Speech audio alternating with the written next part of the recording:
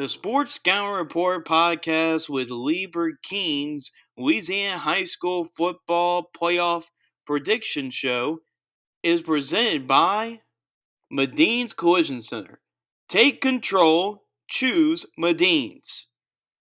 Gross Savon Lodge, the true sportsman's paradise. Treads and Care Tire Company, the tires you need, the service you want. And Harvey Autos, the name you have trusted for years.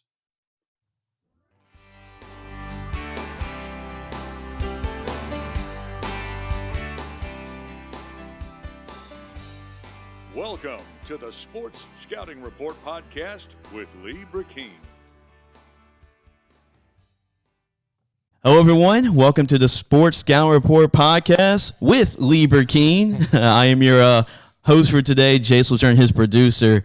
And yeah, I'm with the man, the myth, the legend himself, Lee Brecheen, going to break down all these Louisiana high school football brackets. It's that time of year again, Lee, and we're really excited to get back to playoff time. I'm ready to talk about some football, Jace. I mean, there's a lot to talk about. And, the LHSAA didn't do a show this year, and I'm glad we're doing one. I want to let people know this is not the permanent location.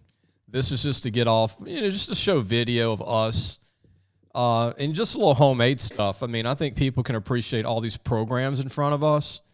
And these are from games I've gone to over the last 31 years. Amazing. And these, as Jace even sees them, he hasn't seen them till today, but they go all the way back to 1980.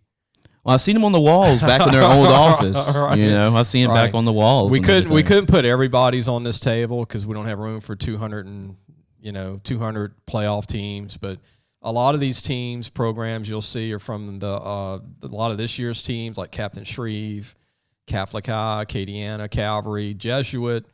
I even have an old Farmerville program. How about that? Which is now Union Parish. Right. I have an Abbeville one. Go Abbeville, sure. Man. This is from 2012.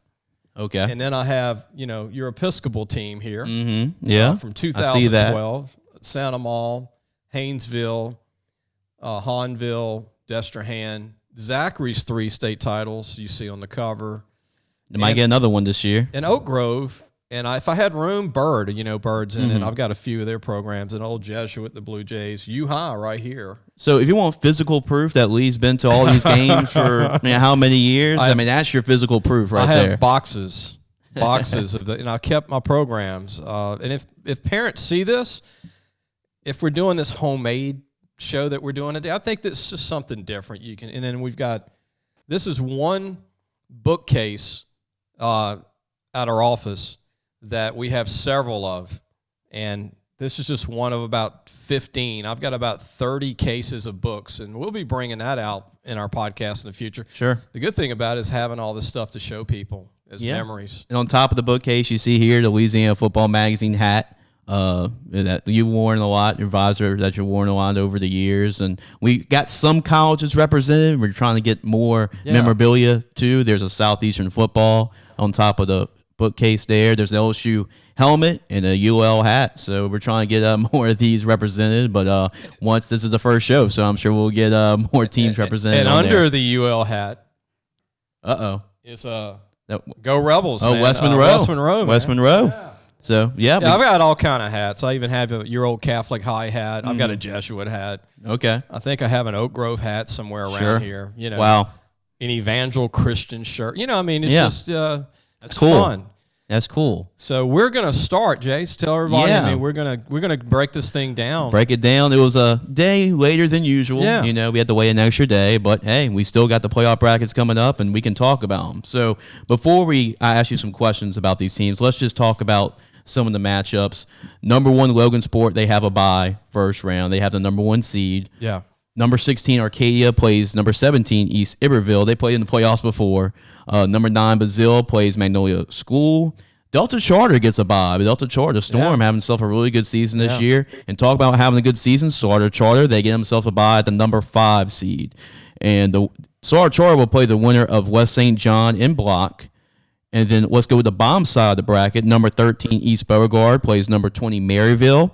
Number 4, Oak Grove, trying to go for their third straight Class 1A state championship. They have a bye.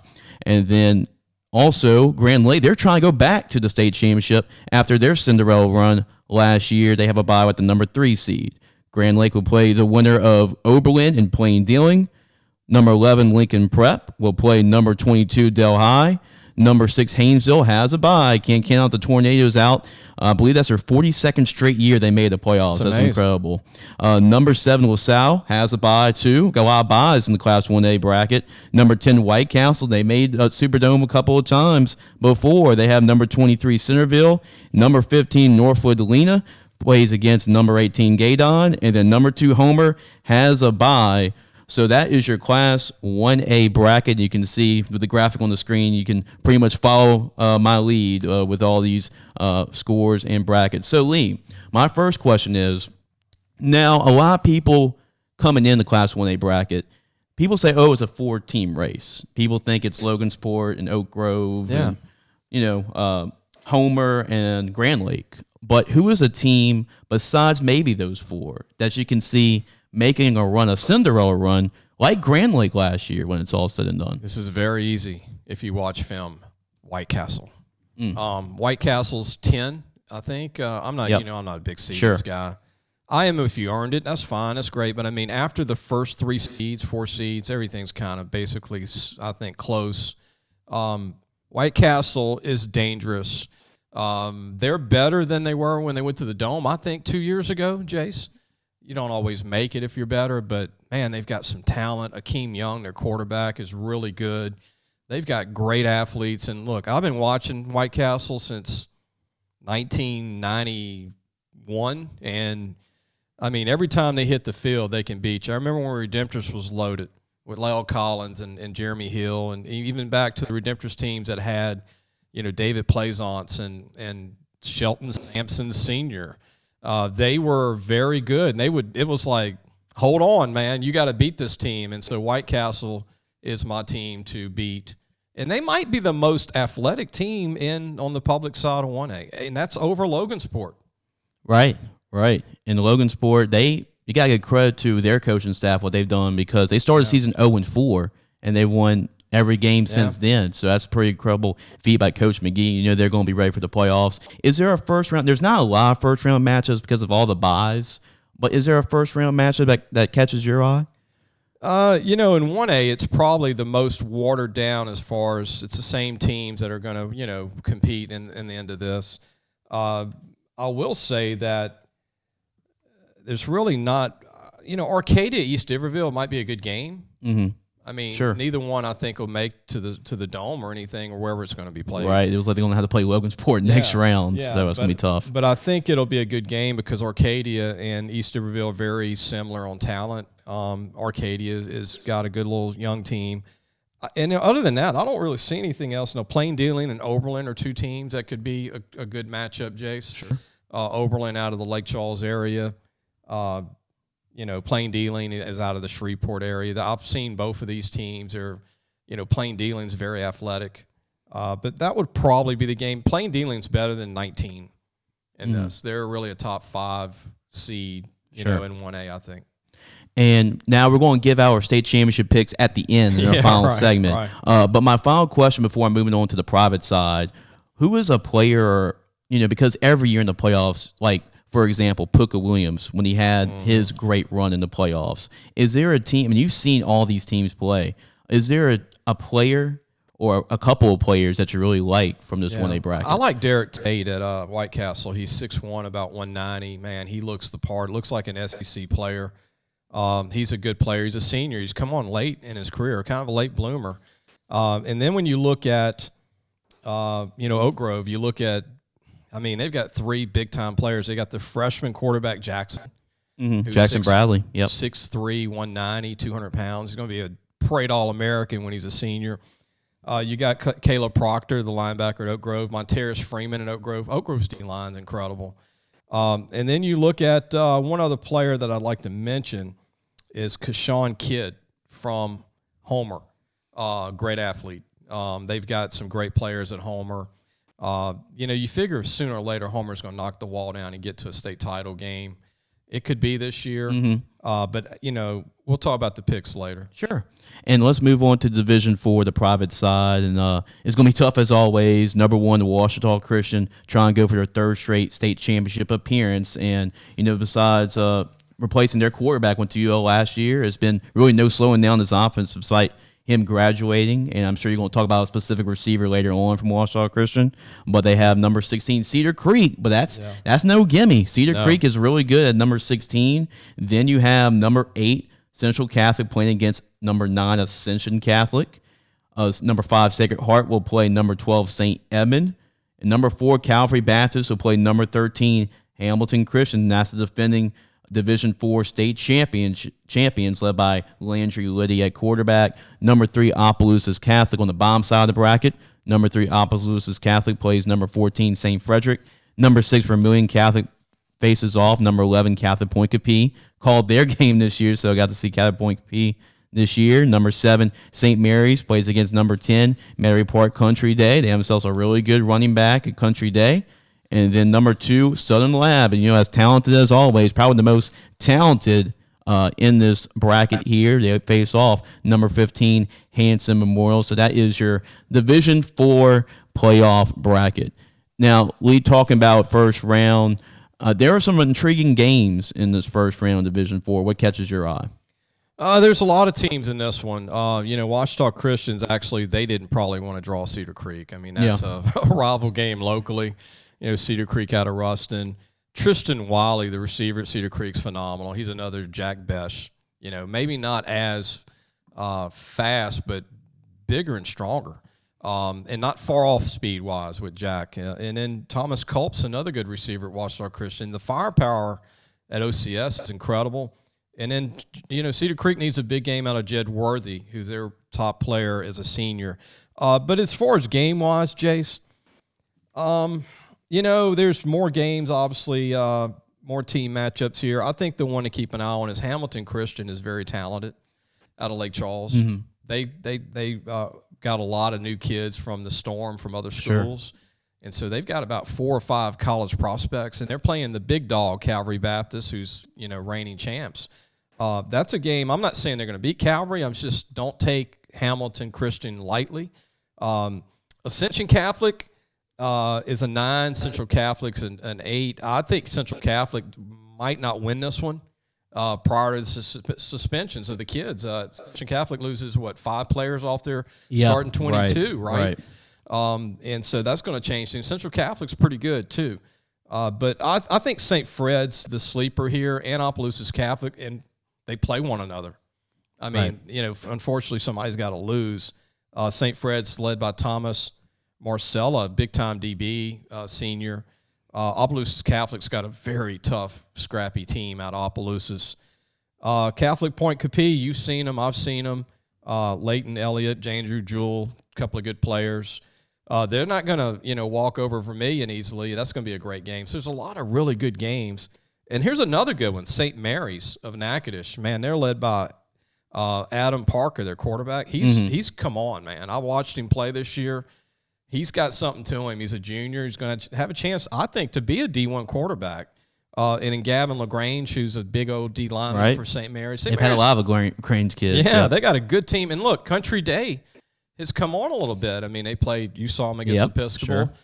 Sure. So there's a lot of great games. And look, don't count out Hanson out of Franklin, Louisiana, playing Southern Lab. Southern Lab, you don't know who's going to show up. And but they need a big game out of Douglas Thornton, their running back, who's, 5'4", 170, but that guy runs like he's 280.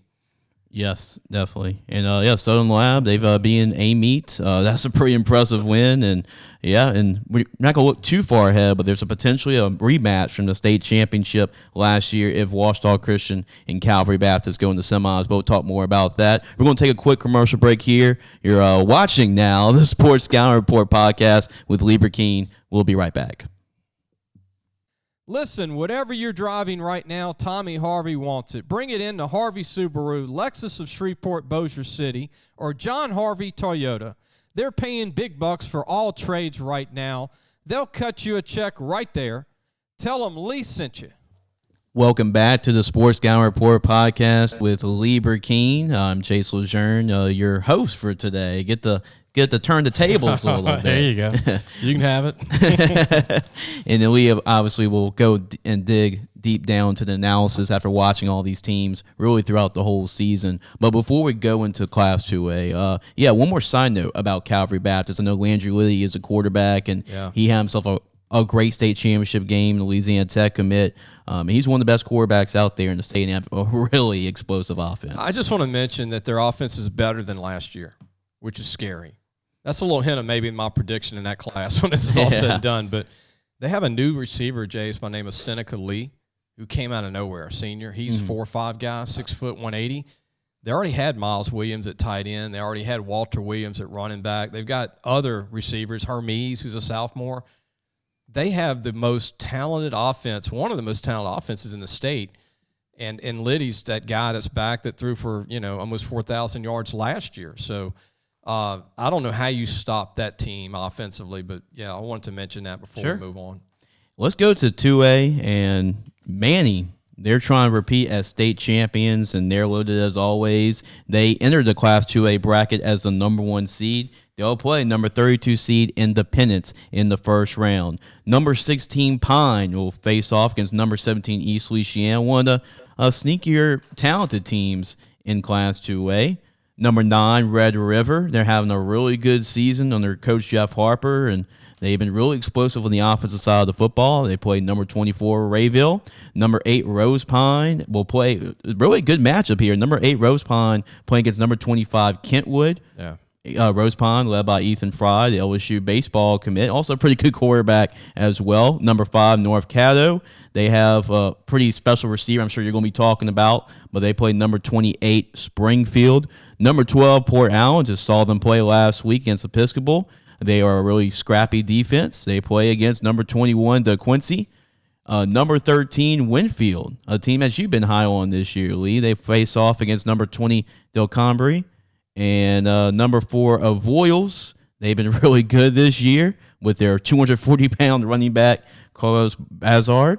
They face off number 29, Bunkie. Now let's look at the bottom side of the 2A bracket. Number 3, General Trask, another great season after making the semifinals last year. They're trying to break the door down and get to the state championship. Their first game will be against number 30 seed Northeast. Number 14, South Plaquemines will face off number 19, Welsh.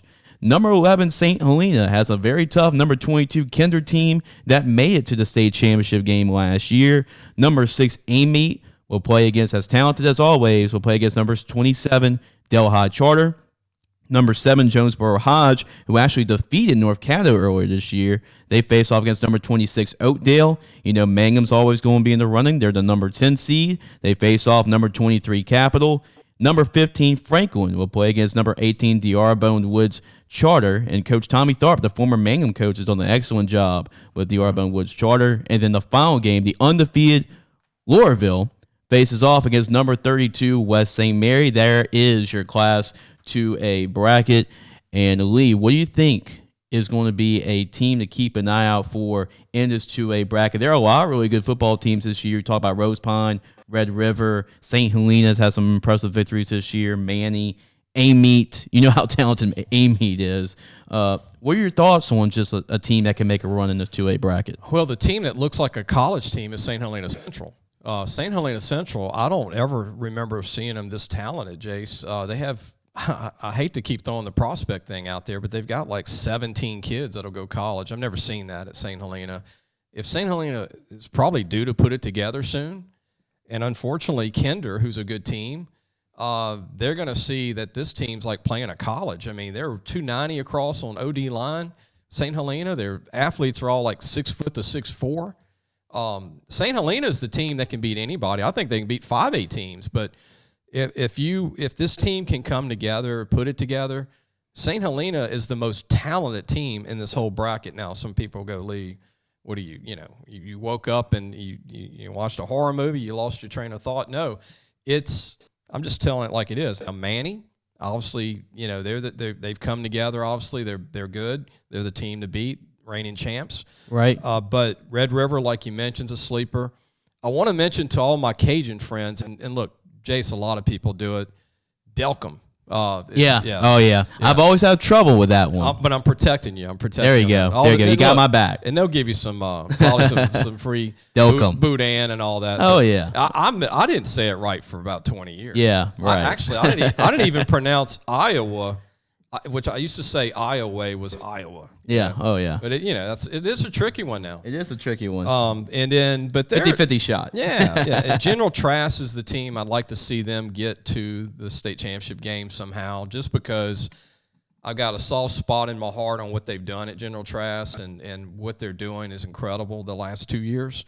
But Winfield, yes, I do like Winfield. They're not the team to beat, and they're not the talk of the town, but they're a very good team. They play hard. Look, East Feliciana 17. I mean, this is a tough bracket. Yep. I mean, East Feliciana would not be 17 on the private 1A side. Right. They gave Episcopal all they can handle in the first game of the year. So seeing them play, and they got a 6'5" receiver, that's pretty good as well. And speaking of players, Lee, in this bracket, I know everybody's talking about the first name that probably jumps out to everybody is Tackett Curtis, the now playing quarterback for Manny. He's a really good one. He's only a junior, but General Trask is a really good quarterback too. Yeah. We talked about Ethan Fry, Omarion Miller is a receiver for North Canada. There's a lot of talent into it. I'll tell you about a team who I love to watch play this year, and I have, speaking of my heart, when a kid just plays phenomenal football and they're never going to be a college prospect, but you're like, man, that dude can play. Mm-hmm. They got a quarterback at Bunkie. Okay. And if there was a Heart of Champion award to give out this year in Louisiana, their quarterback at Bunkie, now I might mispronounce this one. Okay. His name is Hayden Sauceda, I believe. Yeah, right. He's like 5'6", maybe, 190, runs a 4.5. Wow. He is a magician. Okay. And I watched Bunkie recently against I think it was one of our teams in Monroe, but I watched him, man, and he is so spectacular with the ball. Bunkie believes, you know what I mean? They believe. They're not super prospects everywhere, but they bring it. And this little guy, Hayden Sauceda, is incredible. So if there's the guy to watch in the whole bracket that's probably not going LSU or UL, man, go see Bunkie. Buy some peanuts and some popcorn and go watch Bunkie play. They've got a tough game against the Voiles. Yeah, it's going to be very tough. Very tough. Here's something I'll throw out to the listeners and the viewers now, is that, you talk about Carlos Bazart, the big running back. Right. He's 6'1", 240. Yes. It's not even legal to be in 1A, and you're giving him a pitch out, and he runs 4.6, 4.55. And they've got another guy, 6'2", 230, that they alternate. And it's like, how do you stop that? But here's the secret behind it. They got the largest player in the state blocking for him, Tay Augustine. Yeah, he's like 400 pounds? 6'8". Wow. All right, so when Tay goes in motion or Tay goes in front, how do you get around Tay Augustine? I mean, you're 5'11", maybe 200 in this classification. Right, with 2A, right, being 2A. I mean, you got a guy that's 6'8", 400 blocking. I mean, everybody's bunched in to block at Avoyles, right, with that option. Right, sure. But it's incredible. It's hard to stop. Avoyles, to me, is another team. I'd love to see them make a state championship game. Yeah, and they could definitely get there. And it's going to be tough with the Manny on that side. It's all about the draw. Another talented team you were asking me about, sleeper teams, is Jonesboro Hodge. Since Charles Scott played there, former LSU running back, I watched them. That's a team I watched against Bunkie. Mm-hmm. And they were Bunkie's a good team, and they pretty much dominated Bunkie on film. But Tydree Malone, their quarterback, 6'3", 6'4", really good athlete. Justin Callahan's one of the best athletes in that district they play in. He's a 1AA receiver. Jamaria Lewis, and they're playing their season for one of their fallen teammates who died this year, LeJavian Nicholas. And I know, Jace, you actually told me when that happened, you had read about it. Mm-hmm. But I know they're playing to win it all or try to get to the state championship game for their teammate who passed away, I believe, this summer, right? Yeah, it happened before the season. So it's very tragic, but yeah, and that Jonesboro Hodge is trying to dedicate the season to him, and they've had a really good season. They even, in fact, beat North Caddo, who's one of the top teams in 2A, and they've already been some playoff caliber teams. This is a hard bracket to win. I know everybody thinks Manny's going to win it again, but Mangum's huge. Mangum averages 290 on OD line. You know, Terry Smith's one of their top players. He's a big-time offensive D tackle. Mangum High School, great team. They're going to be a team to really deal with, Jace, in 2A. I also like North Caddo. I mean, they have a great young receiver that LSU wants and everybody else, but I like their quarterback, Zion King. Zion's a very good player. Manny's led by London Williams, so I love, what Manny's doing, and they have a chance to repeat. But Corey Jones is one of the top O-linemen in 2A. James Hickman. The offensive line for Manny is, I think, what gets them where they need to be, and their defense is, you talking about Tackett, man, as a safety. You don't see too many quarterbacks play safety. No. And come up and hit you like a Brian Bosworth. Okay, he means it now. He's 6'3", all of it, about 215, 220. He can go. He's a little bit different kind of recruit than you're used to seeing coming out of Louisiana. He's the Chad Jones, North Louisiana version right now. He's only a junior. And he's playing quarterback for Manny. That's the hardest part about beating Manny is you got this guy at quarterback, and then you got to face him at linebacker, safety. Like a Taysom Hill type. Right. He looked very good analogy. Very athletic, 4'5", 6'3", 220. Can't defend that in 2A. But to talk about, we were talking about Avoyles earlier. They've got it. We were talking about the big lineman, Tay Augustine, 400 pounds, 6'8". General Trask, Wadette Williams, their quarterback, is really good. I like Wadette, and they've got some great players around him. But South Plaquemines is a sleeper team I like. They're 14th. Ezekiel Bourgeois is one of the best players in 2A, receiver, DB. And let me tell you something, South Plaquemines can run, Jace. They got a ton of speed, a lot of good players. They got enough size to be a problem. But that's my sleeper team for 2A. You always ask every class. And I like South Plaquemines as the no-name team this year that could do some damage. And they made some deep playoff runs in the past, too, going back a couple of years. They made some runs to the Dome. And, we'll move over to Division III. And this is going to be an interesting bracket. I mean, it's not – these private teams is not as much teams, but the competition is just as tough. And we start off with Lafayette Christian, of course, and they're going for, I believe this would be their 5th straight state championship if they can pull it off. But they have a bye once again as the number 1 seed. Look, I can't eat 5 oranges 5 days in a row, more or less. Think of 5 state championships. Yeah. Now look, Lafayette Christian, they're different than last year. Last year they were an offensive team with Sage Ryan. This year they're a defensive team. And they've got a great defense. If it wasn't for Catholic High beating them like they did, their season's pretty much clear again. But Jordan Allen, it all starts with the DBs at Lafayette Christian. Right. And their D-line and their linebackers. And so this might be a state championship team for defense for them. But hold back so far. You still got Catholic New Iberia. You got Ascension Episcopal. Both. Yeah, they had to play the winner of that game. These two did not want to play one another, trust me, because they're used to seeing each other every year. KK Reno is a heck of a player for Catholic and New Iberia. He's a senior. Shay Lee's a great player for them, Catholic. Russell Lewis is one of the best linemen you'll see in the state. Sure. And then, look, Newman. I mean, we all hear about Arch Manning, but here's the guys you got to worry about besides Arch. You got to worry about Bo Bordelon blocking on the O-line, his brother on D-line, and you got to worry about Will Randall, tight end. Yep. Will Randall's the best tight end probably in America that's only a sophomore. 6'4", 240 pounds, runs a 4.6. He looks like he can play for the Saints right now. I mean, he's in New Orleans. Heck, they might even try and recruit him. Yeah, right. But then you can't forget about St. Charles. They have a bye. They're very talented. Frank Monica left them with a lot of talent when he retired, the legendary Frank Monica. And in Notre Dame, man, nobody's talking about Notre Dame and Louis Cook. Yeah. I mean, he loves this. Yeah, you can't take that for granted. He's the quietest number 2 ranked team in the state, and they have a senior quarterback whose last name is Swacker. He's kin to the coach who used to coach at Santa Maria, David Swacker. This is Nick Swacker. I think it's his nephew. But he's 6'3", about 190, Jace, and he's starting to come into his own. They have a good defense again. And then, obviously, your team Episcopal, man. You're doing the games. They have a bye, and it looks like it'll be Newman Episcopal, right? Yep, that's going to set it up. Game. Yep, and they've actually – Episcopal has made quarterfinals the last 4 years have not gone past that. So they actually had to play Lafayette Christian in the quarters last year. It was a close game, and for the second straight year, they were undefeated district champions, and they have a tough draw. They're going to have to play Newman, but they have that game at home. So as a number 4 seed, they'll host Newman. That should be a great quarterfinal game. And Lafayette Christian, as you mentioned, they will play the winner of Ascension Episcopal and Catholic New Iberia. That's the top side of the bracket. Now, the bottom side of the bracket, St. Charles Catholic will have the bye.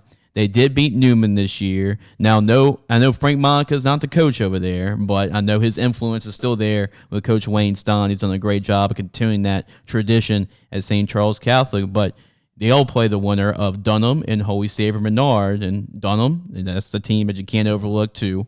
And then, the last matchup, Notre Dame will have a bye. The top 5 seeds have a bye in this bracket. They'll play the winner of St. Thomas Aquinas and Pope John Paul. So that's pretty much how the bracket lays out. Now, what are a couple of players to really keep an eye on? You already mentioned Jordan Allen for Lafayette Christian, and I believe he's committed to Penn State right now. Decommitted. He just decommitted from Penn State. Yeah. Okay. Well, that was the last time I checked. Yeah. And Newman, everybody knows about Arch Manning. Everybody knows about him. And then, Notre Dame, you talked about Swacker. What you thought about? There's another kid that to mention, Menard. They have a good team, and they have a great young quarterback.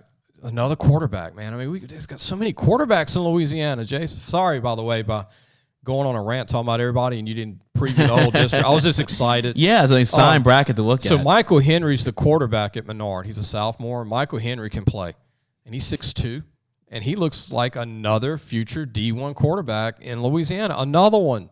Class of 224, I believe. In Episcopal, everybody talks about, all their team, and they are a team, and their coaching staff, and you do their games. But I'm very impressed with their defense. They talk about, we've talked about Thomas DeArmond, how great he is. Sure. And Ethan Carmouche, too. Yep. They're phenomenal players. And then you throw in Bro at quarterback receiver. Cooper Bro. Yep. But Lewis Ward. Defensively, David Cresson. And his brother. Yeah, Chase. Yep. I mean, and those two guys and the defense O-line that plays both ways, and they're not big. That's what amazes me about Episcopal. They're not huge. I don't know if anybody's over 250. I think one O-lineman's 250. Yeah, maybe Rangaloff would be the only one. But and there's another kid that might be close to that. But besides that, they're just not – they just so good as a team. Mm-hmm. And you just – I mean, it's like playing Alabama. Right. When you play Episcopal on the high school level of small classifications, they don't make mistakes. They might not have the offense like Newman. They might not have the defense like Lafayette Christian or Notre Dame or St. Charles Catholic. But what they do have is that they're a complementary team. They're really good in all 3 phases. They're good on offense. They're solid on defense, like you mentioned. And they're really good on special teams. So that they just really play complementary football, and that's what makes them pretty unique. And Lewis Ward's a good young quarterback. But the thing about Episcopal, like I said, they're hard to scout. I mean, it's got so many good players, and they play as a team. I really believe Episcopal could we'll talk about that later on the teams. Yeah. But this is a bracket where you hate to see anybody lose because even St. Thomas Aquinas is very talented. I saw them play this year. Yes, they are. They have a lot of talent, and even Pope John Paul II has got some players. So, I mean, they have a good quarterback at Pope John Paul as well. So, and he's playing some running back for him. He's another Taysom Hill type of player. Like I said, Georgia Rada. Ascension Episcopal's 8, and they're very talented. Speaking of a good quarterback, they have themselves a good quarterback too. Another young quarterback. So, I mean, this is the bracket of quarterbacks, and I think whoever has the hot night's going to win. Yeah. And defensively, you got to look at Lafayette Christian as the team to beat defensively. They're the best defense. Can you score on Lafayette Christian? And will this, we'll talk about our picks later. Sure. But, I think Newman's obviously got the appeal with Arch and what he's done. But, hey, this to me is a 4 or 5 team race. Yeah. Like we mentioned, Lee, and I was just about to say that. But this is 4 or 5 teams I could see coming out of it as state champions. Yeah. And even though they might not play the number of games as a public school might, the road to the championship is just as tough when you get right into it. Even Dunham has come on. I mean, Dunham is young. They're talented. They might even have more skill talent than Episcopal. They do. And they have more size. Yep. they're even bigger than Episcopal, but I mean, they're not somebody to sleep on. No, they're not. I can see Dunham making a run too. Dunham's hitting their stride. They're very young too. Yep, we're going to take a quick commercial break. Then we're going to go into 3A. We'll jump into both the public and private. Talk about tough. It's going to be tough as always, too, when we break that down. We'll be right back. You're watching the Sports Scouting Report podcast with Lee Brecheen. If you need a paint job or repairs to your vehicle, go see Medine's Collision Center located in Baton Rouge, Louisiana on Kincaid Avenue.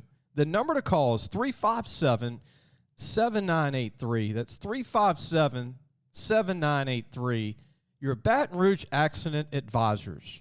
Welcome back to the Sports Scouting Report podcast with Lee Brecheen. I'm your host, Jace LeJeune. For today, switching the chairs a little bit, making it work. But, yeah, we're having fun doing it, Lee. That's all that matters. Hell, man, look, this day could take 10 hours. Oh, yeah, this show can take 15 hours, if a whole you're day a to mom do. or dad, don't take it personal if your kid's name's not mentioned, because there's no way that we can list all 7,000 kids today. But we're trying to list some, and mostly talk about the team more. Sure, right. Not more. And I'm actually trying to talk about some kids that aren't talked about enough, maybe, and not just the star players. Right. So we'll try and keep doing that. And the the beautiful thing about this, Lee, is that it's the playoffs. So next week we can talk about these guys again. Next week we can talk about these guys again. It just goes and goes, and we'll break it down each and every week. And we're just glad to do a video version. I hope everybody likes it. If you throw eggs at me or whatever, I mean, this is not our permanent location. We got faces for radio. Yeah, this is not our permanent location, but this is a start, and we're going to try and move to a permanent location soon. Yep. So let's go to now. This is the tricky part with Division II. It is a combination of private Class 3A and private Class 4A teams. Just because there's not a lot of private 3A and 4A teams, they have to pretty much combine. That makes it Division II. So let's go to the bracket. And what a season E.D. White has had as the number one seed. And not only they're undefeated, but some of the teams that they beat this year was just as impressive, including Lutcher and St. James. I know, big time. That's really impressive and eye-opening. E.D. White, well, because of their hard work of being those teams, they get the fortunate of having a bye first round. They'll play the winner of number 8 Parkview Baptist and number 9 St. Michael. Should be a really good one in the Baton Rouge area. Then number 5 St. Thomas More. They have Walker Howard back coming from injury. They're trying to, for the third straight year, win the state championship under Coach Jim Hightower. They have number 12 Evangel Christian. Boy, I mean, there should be a lot of passes in that game, I would say. Yep. Number 4 Liberty under Dre Trosclair, Caleb Jackson, having a great season in their first year in the LHSAA, playing the varsity level 1 district, 7-4A, and now they have to play number 13 Archbishop Hannon. On the bomb side of the bracket, you have number 3 Loyola Prep. We talk about their quarterback, a do-it-all player. I'm sure you'll talk about them when we talk about those players. Number 14, they have number 14 Haynes Academy. Then number 6 Vanderbilt Catholic, under Coach Tommy Men's, on a great job this year with those guys. They have number 11 St. Louis Catholic, and then in the very bottom, don't overlook number 10 De La Salle. They have a tough one, number 7 Turner's Catholic, but we know the talent De La Salle has. And then also having a great season and deserving of a bye, the other bye in this bracket, number 2 U High. Could be the most talented and the best team they've had since a couple years ago, where they had Christian Harris and all those guys under Coach Chad Mahaffey. So that is your Division II playoff bracket. Now let's go and talk about some of these teams, Lee. E.D. White having a great season with a bye, undefeated. Some of the most impressive wins this year on their schedule. Yeah. And then number 2 U High having another undefeated season. Defeated Mass and Prep in a really big game earlier this year. Now they're number 1 and number 2, but you cannot overlook number 10 De La Salle. Look, E.D. White's young too. That's the big scary part. They're very young, very few seniors. I think this is the year of U High or De La Salle. And we'll make that prediction. I kind of gave the hint out with me just now, but they're going to be on that side of the bracket. That's I want to mention this real quick. U High has a special team. U High was probably more talented 3 years ago when they had Gordon McKernan's son at quarterback. They John had Gordon McKernan. They had Michael Hollins. Michael Hollins, who was a great. Micaiah Tongue. Yeah. Jordan Clark. Yeah. We all know Christian Harris. Christian Harris. They had a ton of talent. Okay. This team is so good, like Episcopal is. We mentioned last classification, last segment. Miller Leach, Derek Graham, Eden Stagg, Dylan Smith, Austin Osbury, Roman Petrie, Brian Beck, Jabari Johnson, Nick Williams, Christian Granger, Justin Collins, Jason Barnes, who might be the best 5'5" player in the state, who runs a 4.3. These are guys that some won't play college ball. This is a great team, and I've seen U High play just about every game this year. De La Salle, wow, they're going to have to play one another, I predict. Yeah, and that's going to be incredible. That to me is going to be. I'm going to give this one out. That's going to be the state championship game to me. The winner of that game is going to win this classification. I'm not taking anything away from E.D. White, who's got a great team. I think next year E.D. White could be the winner next year.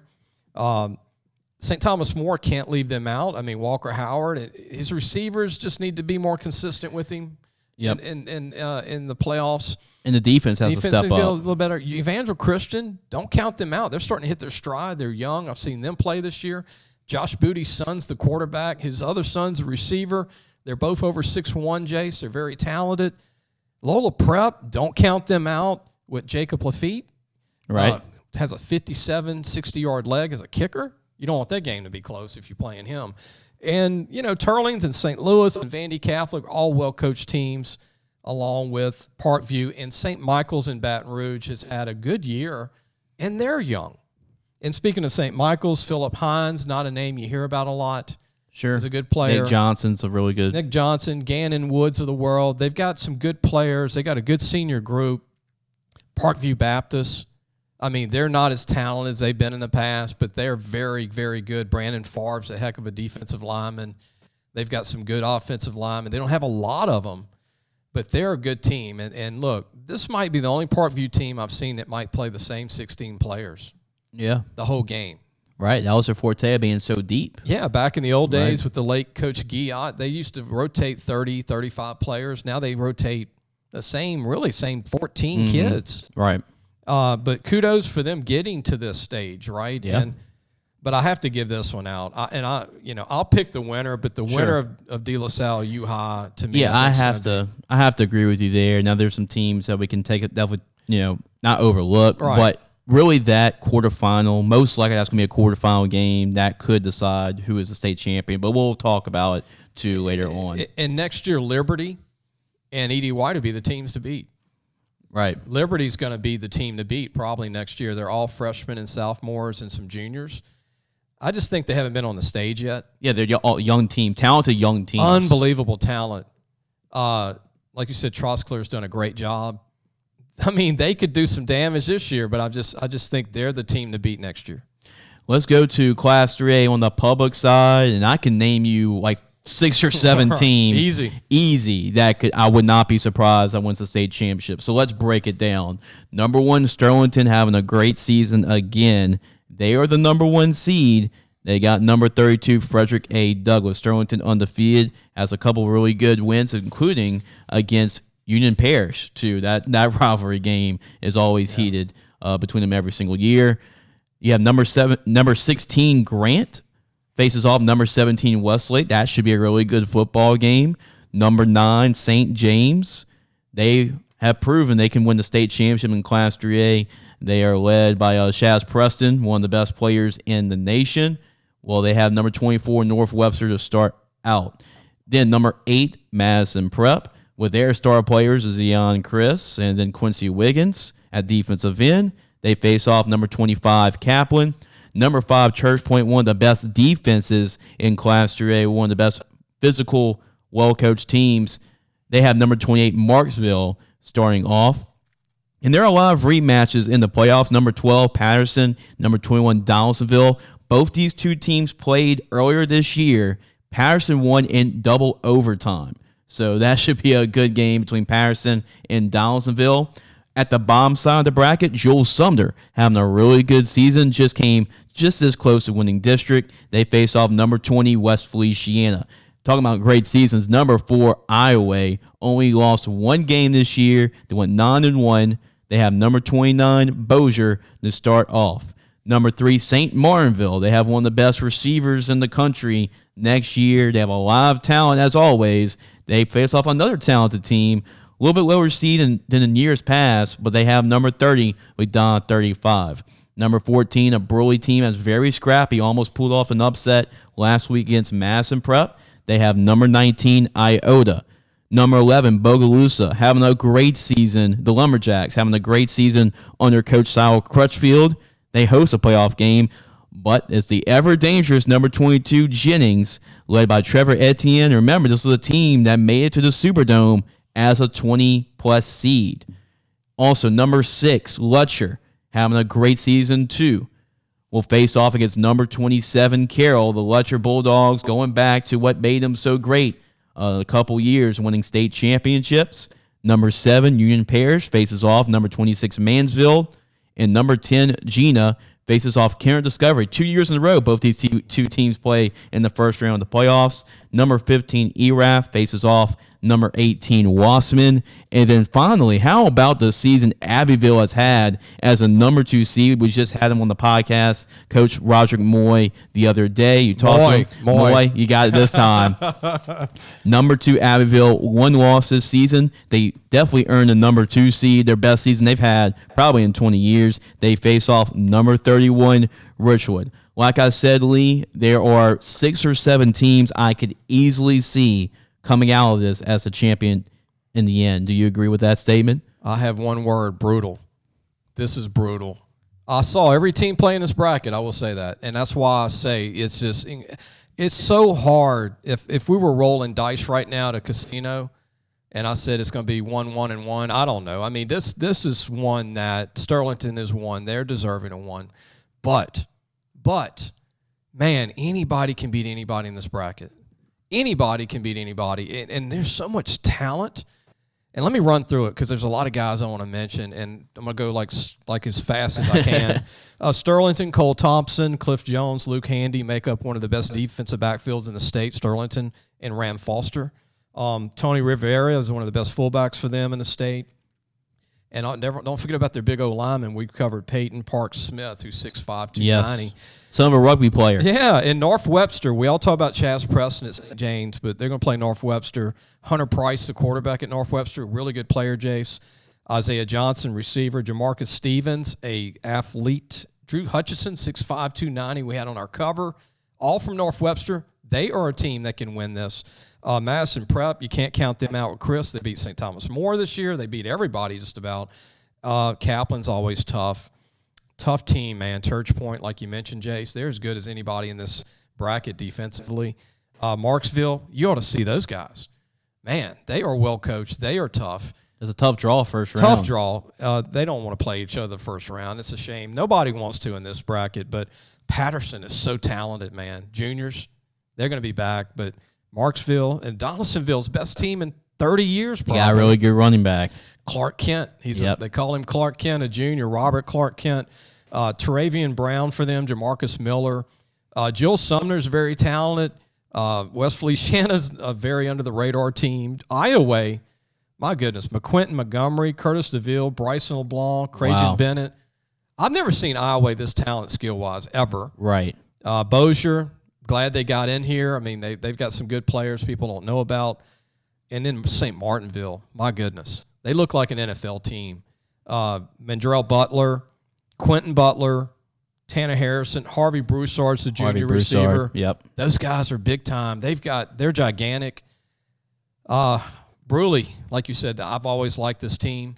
Iota, this is the team, this is the game, the quarterbacks, Dawson Wallace, Iota, and Sammy. How do you pronounce it? Sammy DeQuano. Sammy DeQuano. Yep. Yeah, there you go, Jace, the quarterback from Bruley. They're great athletes. This is going to be the game of whoever has the best game out of the two.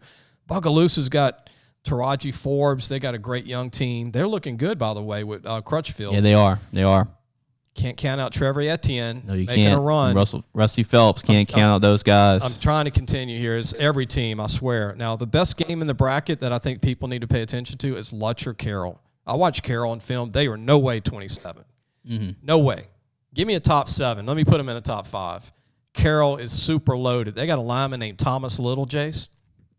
He's 6'1", 290. He runs a 4.7 40, and he demolishes people. And their quarterback, Zaylen Ford, came over from Lincoln Prep, and he's found a home. Carroll is the real deal. Carroll's my team in this bracket to maybe be like, why did they make it so far?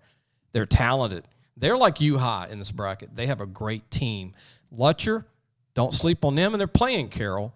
Union Parish, man, their D-line is incredible. Blake Ramsey, what a stud player. Trent Meeking, Jaden Washington on the O-line. Cole Deason, their quarterback. Kenner Discovery, Christian Kraft, the quarterback's really good. Their tight end, Woodson, was on our cover. He's legit. Sure. Gina, don't count him out. I mean, it's everybody. ERAF is talented. Wassman's talented, led by Jay Wooten, their quarterback. Wassman's got tons of skill talent. Their linebacker core, Sean Hall, Charles' dad, Pat Williams. That's Patrick Williams' son from the Vikings that played D-tackle. And finally, Abbeville. Abbeville's got a state championship team. I don't know how they're going to get through all these games, because if they win this one, they got to play Wassman ERAF, right? Right. Or Union Parish in the end, or Carroll. But congrats to Abbeville, best team in 23 years. They're talented. Yep. They're very talented. And then Richwood's very talented, led by Antonio Taylor. I'm really serious. This, I thought 5A would trump everybody, but this classification, Jace, is serious. Yes. And I really don't think any of these coaches will sleep all week. It was serious last year. Look at the 3A state champion was Madison Prep, and they were only like around what they are right now, number 8 seed. They were pretty much around that last year, and that's when Zion Chris really showed his ability. And I'll be remiss if I didn't mention Trey Holly for Union Parish. Oh, yeah. And, the stud running back has a chance to be one of the all-time leading rushers in high school football history. So 3A is going to be brutal. It's brutal. And look, deep down in my heart, you want to see Iowa make it and win it, right? You want to see St. Martinville make it and win it. You want to see Bruley make it. You want to see North Webster. You want to see ERAF. You want to see Abbeville, Carroll, but you can't. I mean, only a few teams. But one of them's going to make it. Yep. And look out for Carroll. Look out for Abbeville. All right. Now wrap up a very tough 3A bracket. We'll see who comes out of that one, but we'll take another commercial break. When we come back, we'll talk about 4A, and let's see if the Endicott Cougars can win again. But you're watching the Sports Scouting Report podcast with Lee Brecheen. Be sure to take your car and truck for all your tire needs to Treads and Care Tire Company located in Central. The number to call is 331-8144. Family owned and operated since 1971. That's Treads and Care Tire Company. Welcome back to the Sports Scouting Report podcast with Lee Brecheen. I am Jace LeJeune hosting today, and we're going to dig right down to the nitty-gritty with Class 4A. And the car, what can you say about them? They did not win the Class 4A state championship last year. They fell just short to Karen Crow. I believe that would have been their 5th straight state championship. Yeah. Another ring. Another ring for them. But they have a chance to come right back. Their road to the state championship begins with Brobridge, the 32 seed. Number 16, Eunice, faces off number 17, DeRitter. Should be a really good game between 16 and 17 there. Number 9, George Washington Carver, having a really good season. They face off number 24, Landry Walker. Number 8, Salmon. They're pretty much as good as a team from top to bottom as it gets. Offense, defense, special teams. They face off the resurging Plaquemine Green Devils. Shout out to my dad there. He's really turned that team around over the last couple of games. They face number 8, Salmon. Number 5, Westgate. Look at the talent they have. Danny Lewis, the tight end, and the quarterback that was a receiver this year was a really good one. I think he's committed to Southeastern, by the way. Yeah. They face off number 28, John F. Kennedy. Number 12, Leesville, led by their running back, Caleb Galashaw, one of the most underrated running backs there is in the state. They face off number 21, Assumption. Number 13, Rain, having a good season. They face off one of Lee's breakout teams this year, number 20, North DeSoto. Northwood Shreveport. We talk about all the great quarterbacks. Northwood has a really good one, Mason Welsh. They have number 29 Pearl River and one of the leading rushers in the state, and Brian Jenkins at Pearl River. Number 3, Warren Easton. Well, we know they're going to be in the conversation for a 4A state championship. They start off against number 30, A.J. Ellender. Number 14, South Lafourche will face off number 19, Opelousas, in a really good game here. Number 11, Belle Chase. They've actually, I believe, won at least a playoff game in the last 3 or 4 years under their head coach, Stephen Myers. They face off number 22, Estruma, led by Le'Veon Moss. Their running back, one of the best in the country. Number 6, Huntington. They have an explosive offense led by the number 2 passer in the state. They have number 27, Tioga. Cameron Evans is the quarterback for Huntington. Number 7, Cecilia. They have themselves a veteran quarterback, too, and Alex Swallow. They face off number 26, Brecheen. Number 10, Lakeshore. They've made some runs in the state championship before. They have a number 10 seed. They face off a really good season for Franklinton and quite a while for them at the number 23 seed. How about Bel Air hosting a playoff game? That's one of their best seasons. Go Bengals. Yeah, one of their best seasons in quite a while. Congratulations to Byron Wade for leading the Bel Air Bengals this year.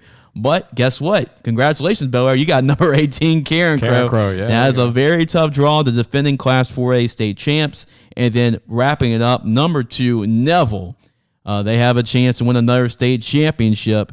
They start against number 31, Minden, which is a very sneaky 31 seed. So there is your Class 4A bracket. Everybody is saying it's Endicott and Neville, and then everybody else. But what are your thoughts on 4A? We'll save it for the last part of the show. But, Yeah. you know, everybody knows who Aaron Anderson is. I hope you do. I hope he doesn't sign with Alabama in the end, LSU, when they get a new coach. But here's why Endicott is so good this year, Jace. They have all that skill talent. They got the best defensive line in America in high school. They got Taiji Hill, Cameron Jones, Kels Bush. All three are 6'3", 280, run 4.8 40s.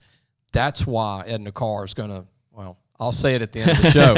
It's hard not to pick against them. Westgate. Love to see Westgate win a state title finally. Love to see, South Lafourche make it because of all they've been through, the Tarpons. I'm glad to see South Lafourche in it. North DeSoto. Love to see them take the next step from the Shreveport area.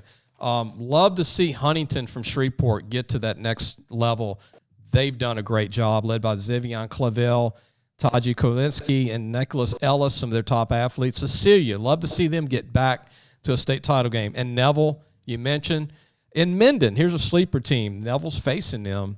Minden's led by Andrew Cooper, the most improved player in North Louisiana. He was a running back. They moved him to quarterback. Now he looks like a D1 athlete, Jace. Katurian Lister, Connor Hurd, the coach's son. Sure. And Tyrese Lane. Minden is probably the best 31 I've seen. And then you look at these other teams. Tioga, like you said, is talented. DeRitter's very talented. Eunice has a good team. Landry good Walker, first-round game. Carver. Plaquemine, I want to give a shout-out to your dad and some of his players for sticking it out, right? Mm-hmm. Kobe Major, Kobe Dennis, Trenton Hawkins, Devin Luke. Those are some key seniors that stuck it out and became better players under your dad this year. Right, and Mike Mitchell, the quarterback, probably one of the most improved players over the course of the season that I've seen. He's really improved over the course of the year. I think that's going to be one of the great games, Salmon and Plaquemine, your dad's game. Jack Gillikin, the quarterback at Salmon. Yeah, he's a good one. Brandon Ager. Devontae Landry's had a phenomenal year. He's probably Southeastern good now. Yeah. And Kyron Dole, the best nose guard, 6 foot 310. Dad is worried about Kyron Dole. Yes, he is. He's that nose that Bill Belichick says, I don't care if you were ever a star. Yep, he's put a big red dot on Doyle. He takes up a lot of space, and he can move. Mm-hmm. Westgate is talented as anybody in this class. I would like to see Westgate make it. They're the third team outside of Neville Edna Carr, in my opinion. I agree. And in Warren Easton, they woke up. And Jay Gordon's having a good year at running back. Here's the thing. Estruma, I heard Moss might not play. Mm-hmm. He got hurt in the last game for Estruma. That's going to be something to watch out for. And that's going to be in favor of Belle Chase and Tyler Dixon and Coach Myers. And South Lafourche quarterback, Gisclair. Yeah, Pastor Gisclair. He is, when he's in the zone, he's good. And Opelousas is very talented. But we can go on and on and on. Leesville, Assumption, Lakeshore is back in it. They're good. But so much talent in this bracket again. And we really mean this. We're not just saying it to say it, Jace, but so much talent in 4A. Yeah, there definitely More is. than normal. Usually Yeah. it's just Edna Carr and Neville. Right. Or just Edna Carr and Warren East. Or maybe North DeSoto. You know. Sure. I mean, it's been, over the last couple of years, it's been Edna Carr and Neville in the car, Warren Easton. Now, Karen Crow made it last year, and they won the state championship, had a great run. But let's see if anybody else can break out in 4A, or will we see the car Cougars once again on top? We have one more break to go through, and we'll talk about the biggest of them all, Class 5A, both the public and private side. You're watching the Sports Scouting Report podcast with Lee Brecheen. We'll be right back. Come and visit the majestic mansion in the marsh. Gros Savon, Waterfowl, and Wildlife Lodge. Gros Savon is the true sportsman's paradise. Gros Savon Lodge has everything for you from fresh and saltwater fishing, alligator hunting, waterfowl hunting, and eco tours. Located south of Lake Charles. Call 337-598-2357 or visit www.grossavon.com for more information and schedule your trip to the majestic mansion in the marsh, Gros Savon, Waterfowl, and Wildlife Lodge, the true sportsman's paradise today. Welcome back to the Sports Scouting Report podcast with Lee Brecheen. We got one more after this, one more commercial break, but we're going to break down the biggest of the biggest, the baddest of the baddest, and that is 5A, both public and private. And let's talk about the public side first of Class 5A. And we talk about war, we talk about 3A, but we know 5A, as always, is going to be a bloodbath. And number one, Zachary, they have the number one seed led by Eli Holstein, David Brewerton, and the rest of his great coaching staff. They are undefeated, have the number one seed, but they'll have to play number 32, Slidell. Number 16, Southside, has a tough draw on number 17, East Ascension. That could be a game that could go either way. Number 9, West Monroe, even though, not as high seed as they usually are, but still number 9 seed, and West Monroe is dangerous as always with that home field against number 24, North Shore, having a really good season this year. Number 8, Chalmette, having a really good season is them, the Owls. Coach Tucker, he became the winningest coach in Chalmette history this year. So congratulations, Coach Tucker. They are facing off number 25, Houghton. That is a tough draw first round to face off Houghton. Yeah. Number 5, Ruston. Really surprising a lot of people this year because they graduated all these players from last year. Yep. But great season, great coaching job by Coach Ball and his coaching staff as a number 5 seed. They face off number 28, Covington. Number 12, Benton, having a really good season under Coach Reynolds Moore. They have a really good defense, but they'll have a tough task against number 21, Hanville. Then the bottom side of the bracket, probably a sleeper to watch out for. I'm sure Lee will talk about this team, but Woodlawn defeated Catholic High. The only team to beat Catholic High this year was the Woodlawn Panthers, led by Coach Marcus Randall. Have a really good quarterback, too, in Ricky Collins. They play against, I tell you what, Natchez Central could win this game, too. One of the biggest turnarounds in 5A this year. Quarterback's hurt right now, though. We'll talk about that. Sure. Number 4, Destrehan. They'll play number 29, West Jefferson. Number 3, Ponchatoula, having a good season under Coach Hank Tierney.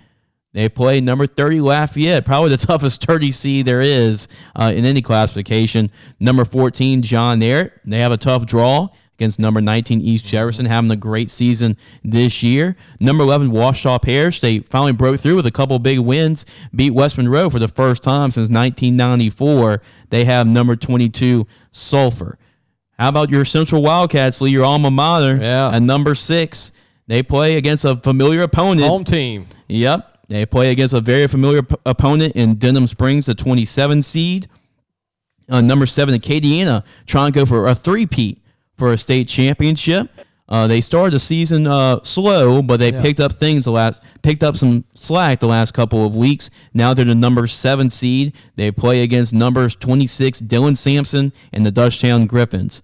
Number 10, Samaw, having a good season too, under their quarterback, Cole Poirier, having a really good season. One of the most underrated quarterbacks, especially in the Baton Rouge area. They play against number 23, H.L. Bourgeois. Number 15, Alexandria, started the season really hot.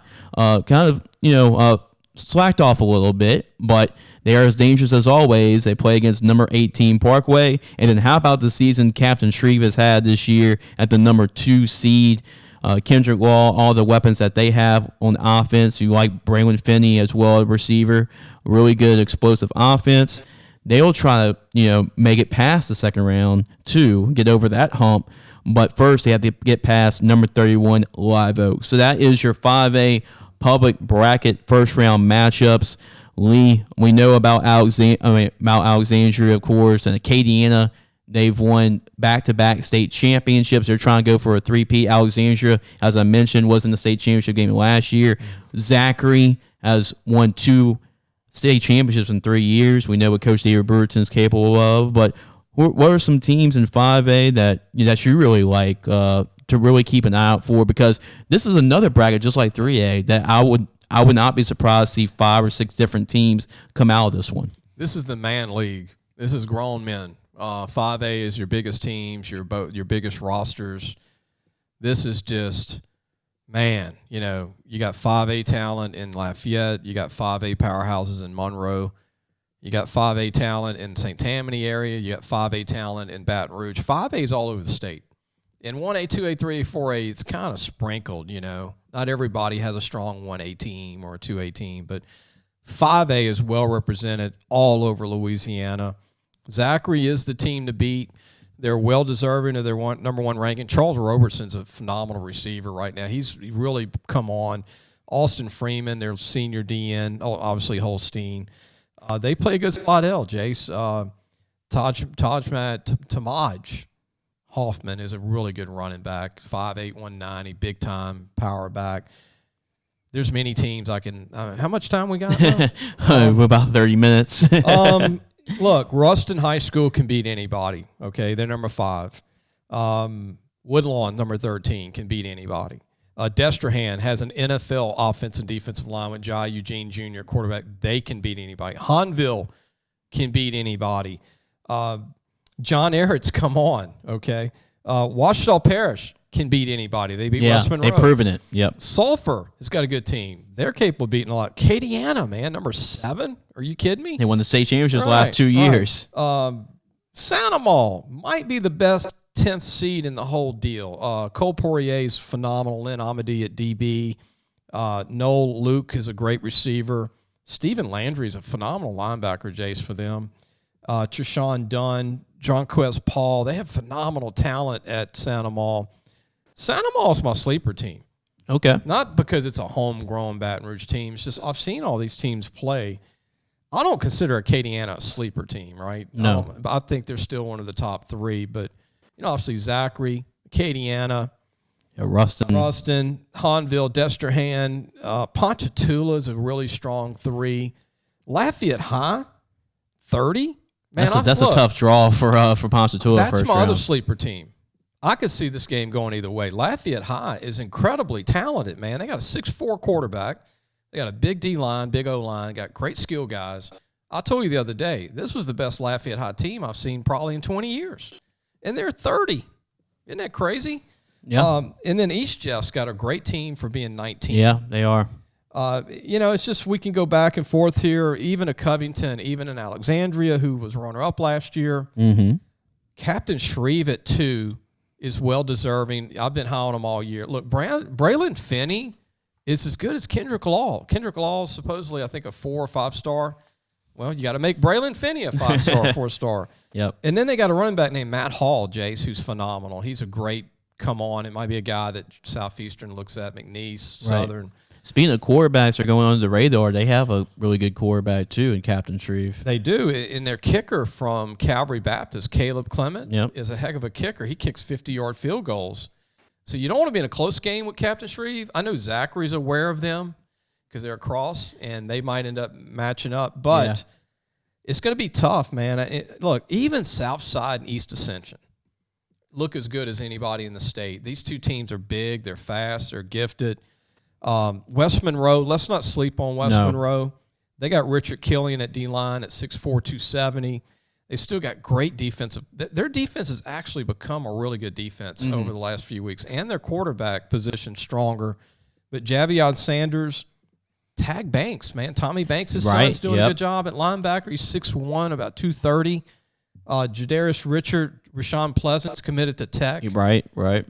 Don't sleep on West Monroe. But everybody's talking. Look, Zachary, West Monroe's probably going to have to play one another before this is over. Could be a quarterfinal matchup. Right. Is where it Can you sets imagine up. Woodlawn's going to probably have to play Hahnville, I would think.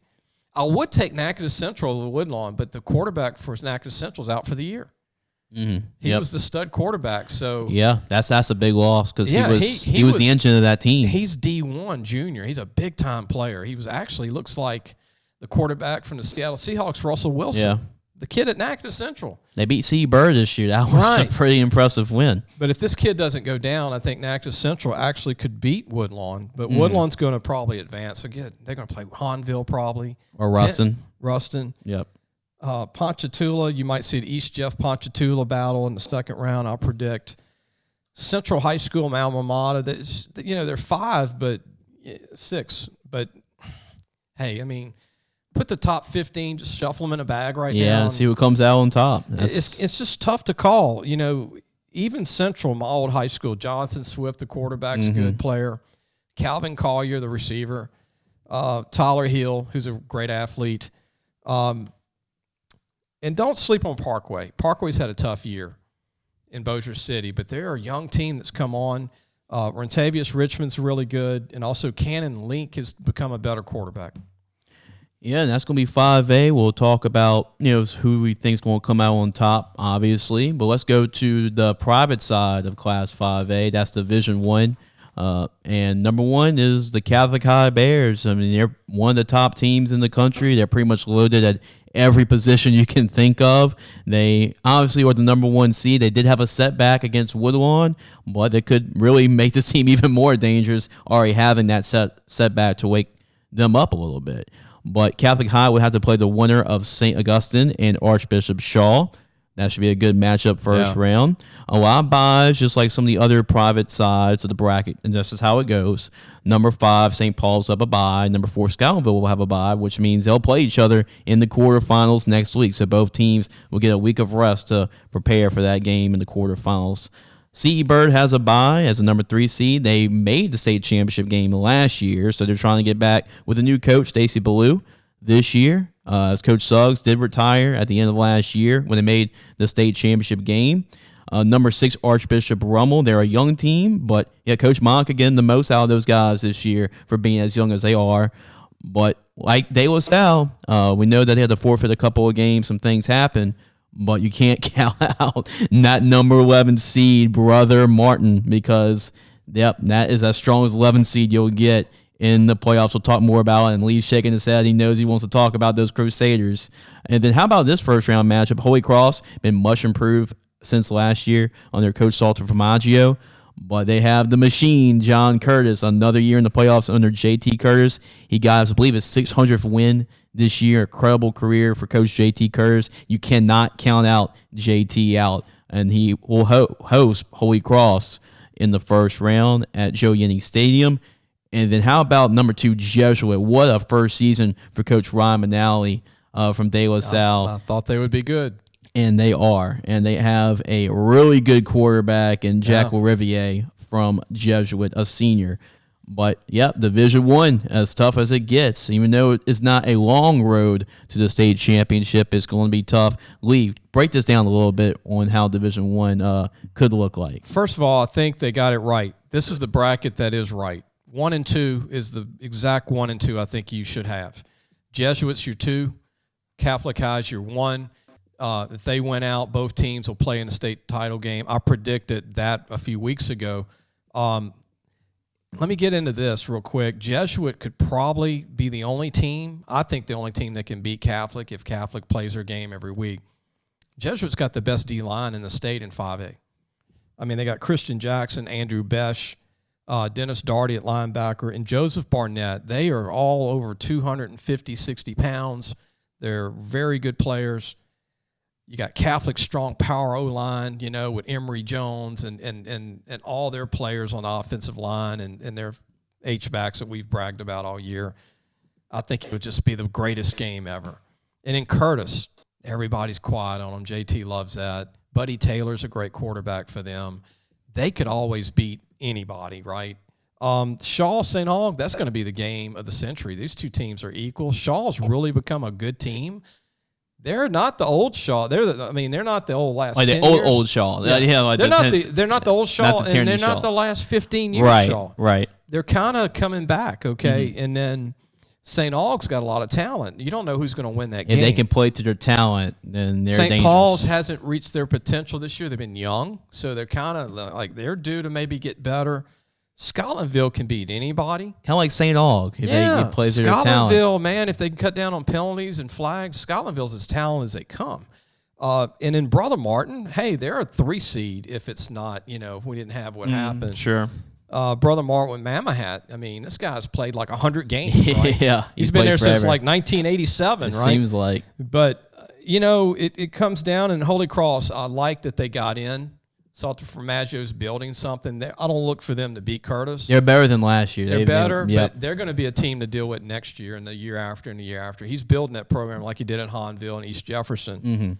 Bird, look, this is the sleeper team of the whole bracket.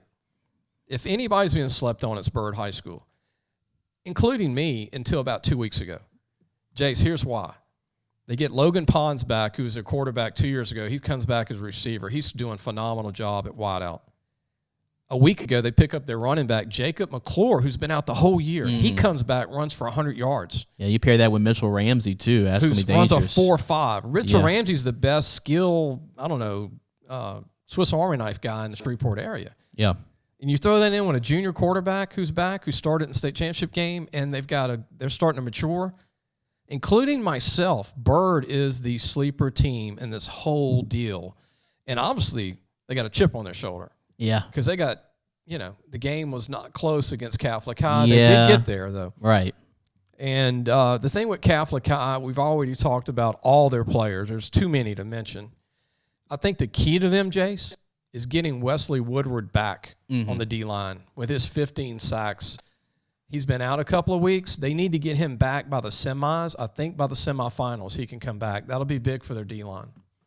Yes, and Catholic High, they're trying to prove something too after last year and how that where you can have your opinions there, but what went down last year with them, so they want to prove that hey we're still the best no matter what you say about us. Right. So it should be really interesting to see what happens. We're going to take another break. We'll wrap it up. We'll give our predictions. Who do Lee and I think is going to win the state championship? Jace has been pushing me to give my predictions, so I will.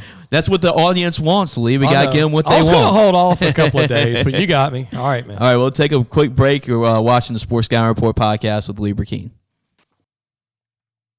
So, hey, guys, just wanted to take a minute to tell you about Harvey Autos. If you need a new or used car, there's 3 great dealerships right here worth checking out. John Harvey Toyota, Harvey Subaru, and Lexus of Shreveport, Bossier City. Low prices, honest people. Tell them Lee sent you. Welcome back to the Sports Scouting Report podcast with Lee Brecheen. Lee, I was so excited to go into the matchups and talk about each of these games and the great players and just the high school football playoffs coming back. I forgot the sponsors. This is what makes all of this worthwhile. Well, we're putting it back in. People won't know. Right. But I did forget to give them a shout out personally, just opening up the show with their sponsors. But I'm going to make it up here. We're going to give everybody a shout out. Let's give a shout out first to Gros Savon Lodge. I mean, they're our newest sponsor. And this is I'm not a big hunting fishing guy at all, but they've convinced me seeing you would be addicted after going there one time. Right. But Gros Savon Lodge, the true sportsman's paradise. Also, they have fresh and saltwater fishing, alligator hunting, waterfowl hunting, eco tours, located south of Lake Charles. Call 337-598-2357 or just visit www.grossavon.com. Also, let's give a shout out to John Harvey Toyota. They have 3 great dealerships, by the way. Yeah. John Harvey Toyota. You got Harvey Subaru, Lexus of Shreveport, Bossier City. They pretty much have any vehicle that you want with those 3 dealerships. They have low prices, honest people. What more can you ask for from car salesmen? And they're sports fans. Thank you, Tommy Harvey. Yep. Appreciate it. Yep. Yeah, tell them that Lee and Jace sent you over at John Harvey Toyota. Also, let's look at Medine's Collision Center, too. I mean, Chris Medine, I've talked to him a couple of times. Yeah, We you met met with him. him, Yeah. and very nice guy. And that's what you get with not only Chris, but the whole Medine family, too. And, you have to contact them, and they'll be there right with you. Any problems at all, they'll be right on top of it. And, just contact Medine's Collision Center. And they are very reliable. They'll get back with you. They're very convenient, too. But call 225-357-7983, located on 5275 Kincaid Avenue. In Baton Rouge. In Baton Rouge, Louisiana. And then we have one more, Treads and Care Tire Company. And we got to really appreciate Devin Holly for all that he's done for us. I mean, he's really helped you since the magazine days, too. Yeah, way back. All these companies are just great people. So tires, brakes, oil changes, you name it, they got you covered. Treads and Care Tire Company, call 225-331-8144 if you have any problems whatsoever with your car. And, definitely with tires and brakes, it happens to the best of us. They can get you, and they can take care of you and get you covered. Call once again. That number again is 225-331-8144. Park Place Drive in town of Central.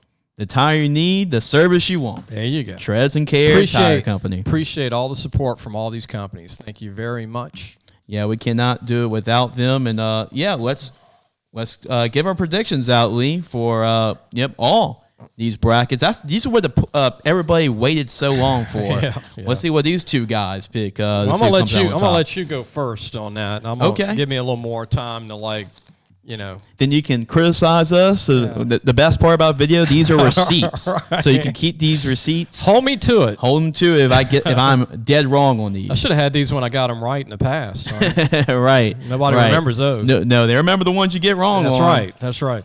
So this is what I think is going to happen. I have Zachary coming out, even though I can see 5 or 6 teams coming out of this bracket here. I have Zachary winning the Class 5A state championship. I like Eli Holstein. I like they're able to run the football. Really ran the football well against Walker. They have a really good defense. They have really a lot of weapons, like you talked about with Charles Robertson too. I really like Zachary here, and it's just been in this position so many times over the years. I have Zachary coming out. I have Ruston actually reaching the semifinals. I think they're actually better than last year, and last year they were really good, and that's considering that they had to replace a lot of guys from last year. I really like Ruston here to go a game further. And on the other side, I have Ouachita making the semifinals because they've proven to me they can beat anybody in 5A with the games they've won this year. But I have Acadiana beating Ouachita. I think Acadiana just wants to prove people wrong about being that number 7 seed. And in the state championship game, Zachary, Acadiana, I have Zachary coming out on top. And so Zachary is my Class 5A state champs. I'll tell you what, the Broncos are going to like you, man. Oh, yes. Yep. Checks in the mail, David. Zachary people always remind me when I don't pick them.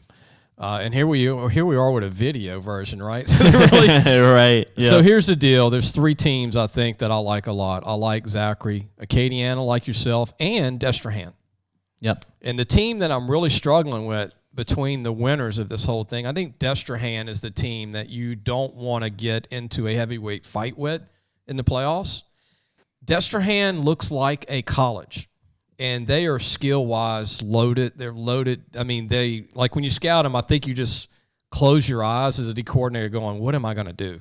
Mm-hmm. I mean, Destrehan's that good, and they're quietly good, right? Because they're not 1 or 2 right now. Captain Shreve, I'd like to see them get to the state championship game. But, they're kind of a newbie to get to that next step. Sure. They can. They've got some talent. I'm going with the experience.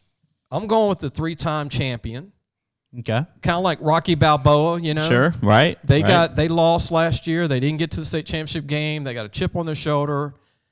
I'm going with Zachary. Yeah. I'm not picking the matchup like you because I didn't take the time to really, I'm not ready for that. But that's fine. I think the other 2 teams is Acadiana, like you said, and Destrehan. Destrehan's the team you really I mean, I might regret my decision. Destrehan's really good. So we're on the same page for 5A. In four, I'd go Captain Shreve. Yeah. Okay. So both me and Lee agree on 5A. We agree Zachary on that. coming Yeah, out. So that's the first, probably the only, but we'll see. We'll see what We'll happens. see what happens. Division 1. I mean, they've just been the most dominant team, I feel like, in the state all season long. And really, the Woodlawn game, you got to give credit to Woodlawn for being Catholic. They actually outplayed Catholic. But when they're on, I don't think anybody can compete with these guys. I have Zachary coming out on that side of the bracket. I do have Catholic beating Scotlandville in the semifinals on that side.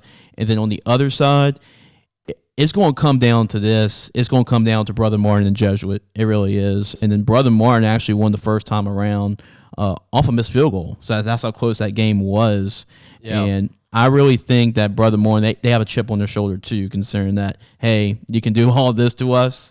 I think we'll still get there. I like the veteran leadership on their team with Garrett Mamahat and all the pieces they have around them. They have a really good linebacking crew, a really good running game with Torrey Lambert, Coach Corey Lambert's younger son, and then Corey Lambert Jr. obviously being the captain on the defense in the secondary. I like Brother Martin. I really like Jesuit. I can see that game going either way. Jack Riviere is really good, one of the best quarterbacks out there. I put him on the cover of the summer. And it's much well-deserved. Good call there because he's the real deal. I love this game. I like Brother Martin's veteran leadership in that one, and they really show with John Curtis really being them pretty good last week.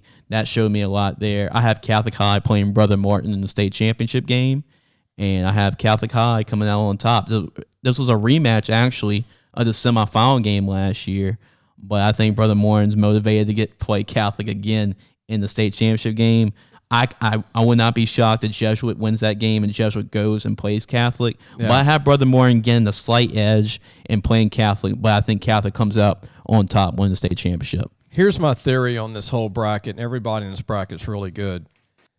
I got the 1 and 2 right. This is only 1 and 2 that might end up 1 and 2. I've got Catholic. I will pick the second team in this one. I think it's going to be Jesuit Catholic. But you know what's interesting here, Jace? Jesuit would have to beat Curtis and Brother Martin to get there. Mm-hmm. And here's why I think they will. They're tired of Curtis beating them. They finally beat Curtis this year for the first time in like 6 times or 8 or whatever it was. So they have a chip on their shoulder. They want to play Curtis. They want to beat Curtis again. Yeah. And they want to beat Brother Martin. They are so hungry with Ryan Manali. And this D-line that Jesuit has, but Jack is a great quarterback. They got great offensive line. Yep. I really believe that the D-line of Jesuit against the Catholic O-line is going to be a war. Mm-hmm. And I think the D-line for Jesuit is going to get them through the playoffs, their defense, with the linebacker core with Doherty, number 1. Sure. I can't pronounce his last name. He's a junior. It's Jolis, something like that. Yeah. But that linebacking core led by Dennis Doherty, the D-line we mentioned. And you know what puts a kink in all this? If Bird ends up upsetting they could. someone. Yep. But I do think it's Catholic Jesuit. And then the winner, man, I'm going to say it's going to be one of the all-time greats. It could be a classic that ESPN can play, but I think it's going to go down on the wire. I think Catholic wins it all. Okay, so we agree on that one. We disagree probably on who Catholic plays in the state championship, but that game could go either way.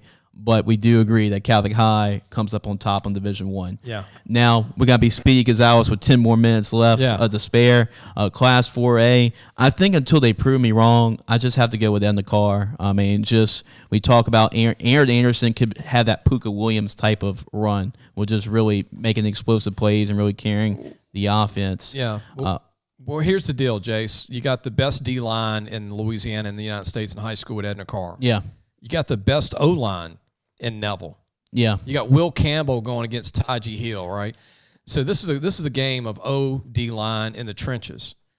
I think Neville's going to win the state championship. Okay. So you got Neville. I think they have a chip on their shoulder more than even Carr, because Carr just missed it 1 year. Right. Neville's missed it a few years. Sure.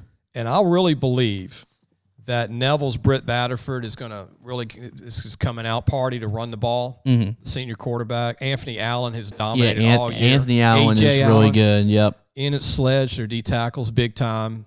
Straughter, DeBose in the defensive backfield. And Hinton Roberts is one of the most unsung heroes at linebacker for Neville. But I think Neville's going to win it all. Okay, there we go. We have some friction now. I got in the car. So there we go. Yep. But I do have that matchup. Yeah, I think it's going to be that matchup. Now, do I think a Westgate could sneak in? Yeah, they could. Westgate. I think Westgate and Warren Easton are like the only, like Westgate on the end of the car side. I like Cecilia. Northwood's having a good year. Salmon's having a good year. I can see those teams making a run at it, but in the end, I think it's going to come down to end the car and Neville, like it was in the past until they prove me wrong. Again, Will Campbell and Taji Hill. That is going to be a great matchup. Sledge and all those guys against Carr's O-line. You're going to be seeing a lot of Saturday You're players. Some grown men, okay? Yep. And at the end of the day, I always go at linemen. You can talk about all that skill players all day long, right? But linemen is what gets you to the dance. Yep. And a good quarterback. And the reason I'm picking Zachary is because their quarterback's so good that they're not the greatest on the O-line. They got good kids, but they make up a whole lot of difference with a future All-American quarterback. Yep, should be interesting. You got Neville, I got in the car, so that's what we have in 4A. We'll see what comes out on top. That should be a great one, regardless in the state championship game. Let's go to 3A. So on that public side, I have now. This was a team. These are like 5 or 6 teams I could easily see coming out of it, but I really like Sterlington because they played a lot of tough teams so far this year, including Union Parish, and they played a lot of the best teams in North Louisiana. They've proven it. They're really good on the deep. We talk about in the secondary. They want to their style of football is a winning formula in the playoffs. So that's why I really like them. Controlling the time of the clock, playing great defense, not turning the football over. I like Sterlington to come out on one side of the bracket, and I like Union Parish. I like Union Parish or Trey Holloway, that offensive line. Talk about offensive line. That was what Union Parish derives on. I think like late in December, that style of football, that hard hitting, ground and pound, want to sledge it right in between your mouth. I think I like that style of play. And I like Sterlington and Union Parish. That if they play in the state championship game, talk about a heated battle. Both these teams do not like each other at all. I'd love to see Sterlington and Union Parish, that heated game, play in the state championship game for all the marbles. And yeah, I think Sterlington's going to come out on top. I really like Sterlington this year, but I could be wrong. I'm taking St. James to win it all. How about that? St. James. How about those apples? Yep. And here's why. St. James had a lot to deal with the hurricane with their facilities, Jace. They lost some games, and it was really a tough transition. I think they're finally just now getting back as a community. And they're the most talented defense. You heard me say it all year long. I think they can stop Sterlington's offense. They're the only team that can defensively in the bracket. St. Martinville, I'm really pulling for St. Martinville and Vincent Duran to make it. Right, to make it to a state title game. But here's one we just throw the dice. I really think, I'm thinking outside the box, but I'm taking St. James to win it all. And I'm taking a sleeper team on the other side. I'm going to go ahead and pick Abbeville. Okay. Abbeville's got a great 6'3" quarterback. They got 2 phenomenal 4.40 receivers. They got a big O-line. They got a great defense. I'm going Abbeville, St. James. I'm going different. I'm not surprised or different because I can see 6 or 7 teams come out. It could of be any of these. Yep. We could have 5 people sitting here and everybody picks different 7 or 8 things. different winners from this classification. Yep. 3A is going to be interesting to watch. Madison Prep's still in there. They're the defending Madison champs. Prep would not be surprised they are in the state championship too. Yeah. Let's go to the private side, 3A and 4A Division 2. And for this one, in Division 2, I have U High going to the state championship playing against E.D. White. I think U High gets the victory over De La Salle in the quarterfinals, and I think U High is the best team all year. So I got U High coming out of Division 2. I got U High and St. Thomas More. Okay. Walker Howard against U High. I'm going to go U High as a Cinderella team. They're going to have to beat De La Salle to get there, but I'm going to take U High to win it all. Going to Division 3, private side of Class 2A, I have, until they prove me wrong, Lafayette Christian Academy. I have them beating Episcopal. So I have Episcopal being Newman in the quarters, but I have Episcopal going to the semifinals.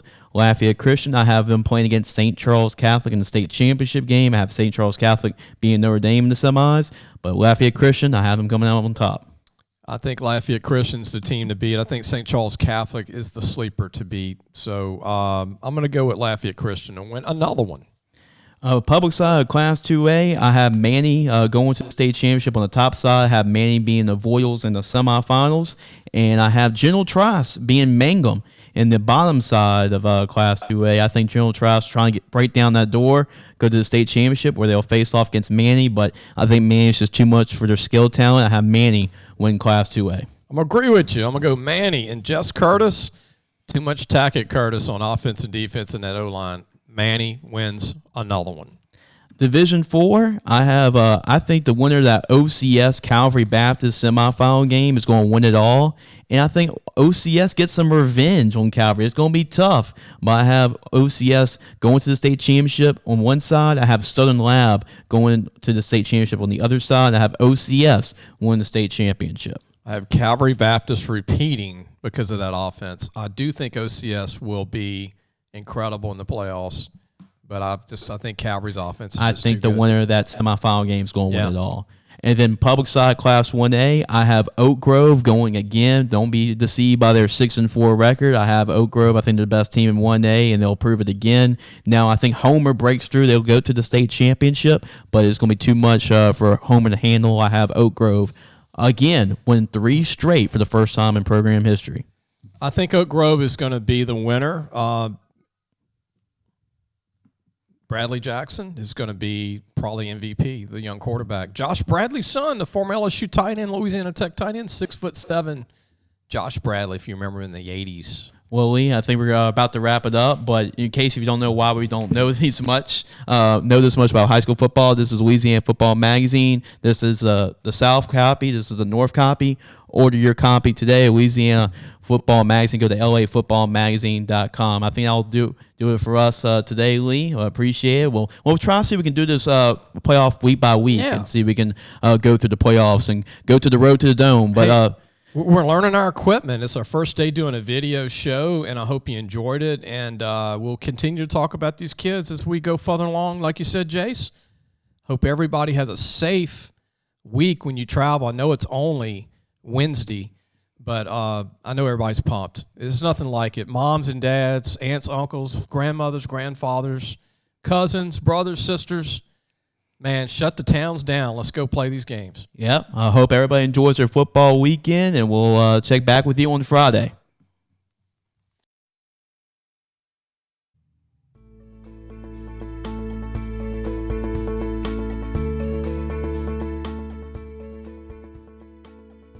Thanks for listening to the Sports Scouting Report podcast with Lee Brecheen.